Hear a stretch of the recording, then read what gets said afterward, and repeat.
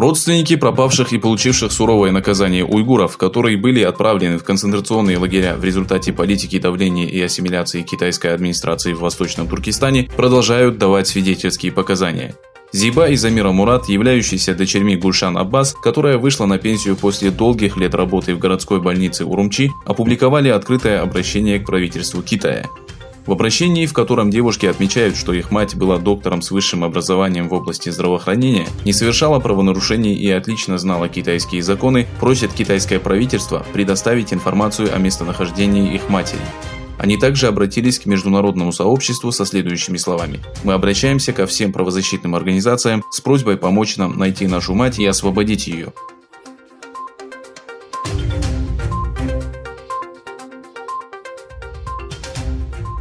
Китайские оккупанты продолжают уничтожение мечетей, кладбищ и памятников уйгурской цивилизации в Восточном Туркестане.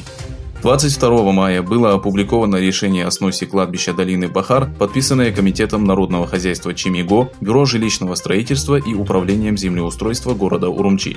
В заявлении отмечается, что все уйгуры, чьи родные захоронены на кладбище 7-го промышленного блока района Булак-Даг, должны зарегистрироваться до 10 июня.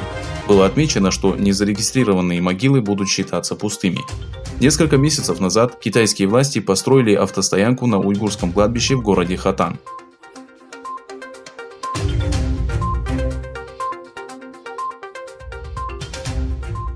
Госсекретарь США Майк Помпео осудил китайскую администрацию в связи с запретом ежегодной церемонии, проводимой в Гонконге в память погибших во время событий на площади Тяньаньмэнь в 1989 году. Впервые за 30 лет администрация Гонконга запретила все мероприятия, посвященные событиям площади Тяньаньмэнь, написал Помпео в своем аккаунте в Twitter.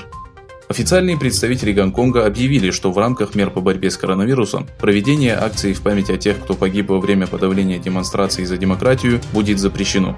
В свою очередь, представитель Госдепартамента США Морган Ортагус сделала следующее заявление: «Мы призываем правительство Гонконга позволить людям провести мирную акцию в память о жертвах Коммунистической партии Китая».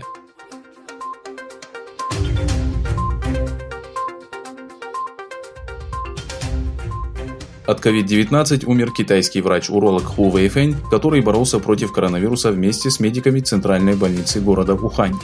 4-месячное лечение доктора, цвет кожи которого стал темным из-за вируса, не дал результатов.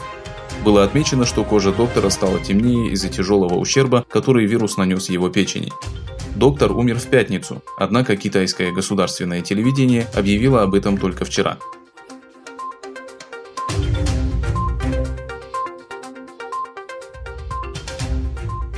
Из Москвы поступило заявление относительно слов президента США Дональда Трампа, который сообщил, что хочет пригласить Россию на саммит G7.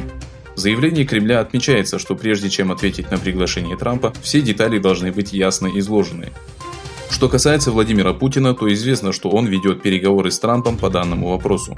Официальный представитель Кремля Дмитрий Песков заявил, что пока не ясно, является ли приглашение Трампа официальным, и отметил, что Москве необходима подробная информация о повестке дня и формате запланированного саммита.